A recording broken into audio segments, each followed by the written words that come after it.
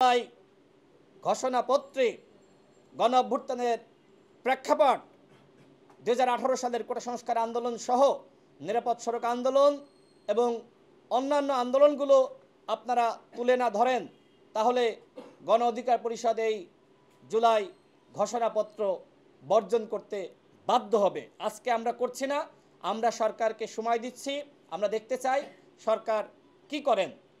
আমরা সরকারকে বলতে চাই, জুলাই যে ঘোষণাপত্র আপনারা প্রকাশ করেছেন, অবশ্যই অন্যান্য দলেরও দাবি আছে, আরও অনেক স্টেক হোল্ডারের দাবি আছে, সবার দাবির প্রেক্ষিতে সংযোজন করতে হবে।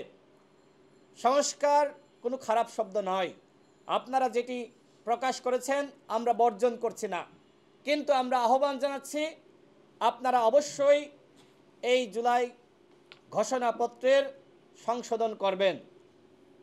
আমরা গতকাল লক্ষ্য করলাম মাননীয় প্রধান উপদেষ্টা যে ঘোষণাপত্র পাঠ করলেন, সেখানে মহান মুক্তিযুদ্ধের আগের এবং পরের ইতিহাস উল্লেখ করা হয়েছে।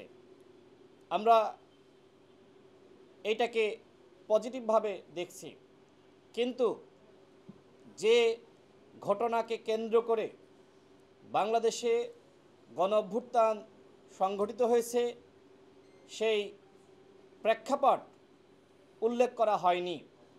অর্থাৎ একটি একপাক্ষিক ঘোষণাপত্র জাতির সামনে হাজির করা হয়েছে।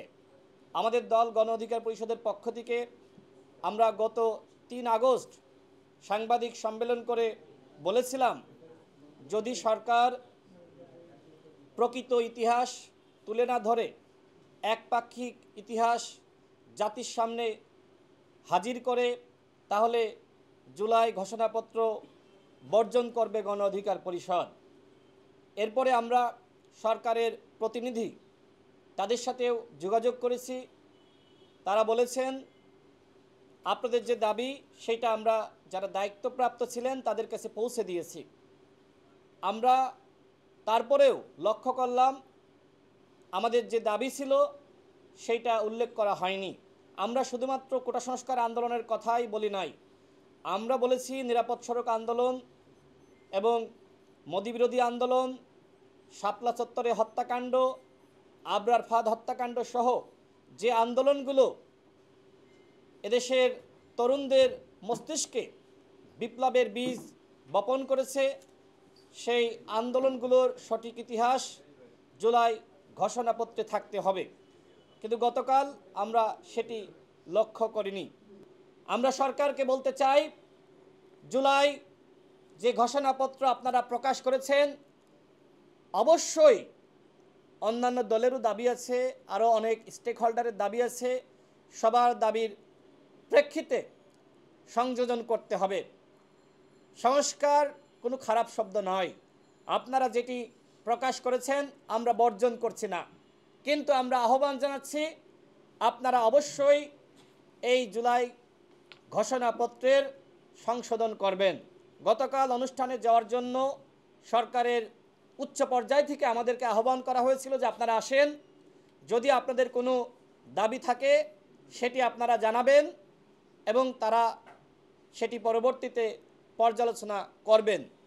আমরা আজকে সরকারকে দাবি জানাচ্ছি, যদি জুলাই গণ অভ্যুত্থানের সঠিক ইতিহাস আপনারা মূল্যায়ন না করেন এবং একই সাথে জুলাই ঘোষণাপত্রে গণ অভ্যুত্থানের প্রেক্ষাপট 2018 সালের কোটা সংস্কার আন্দোলন সহ নিরাপদ সড়ক আন্দোলন এবং অন্যান্য আন্দোলনগুলো আপনারা তুলে না ধরেন, তাহলে গণ অধিকার পরিষদ এই জুলাই ঘোষণাপত্র বর্জন করতে বাধ্য হবে। আজকে আমরা করছি না, আমরা সরকারকে সময় দিচ্ছি, আমরা দেখতে চাই সরকার কি করেন।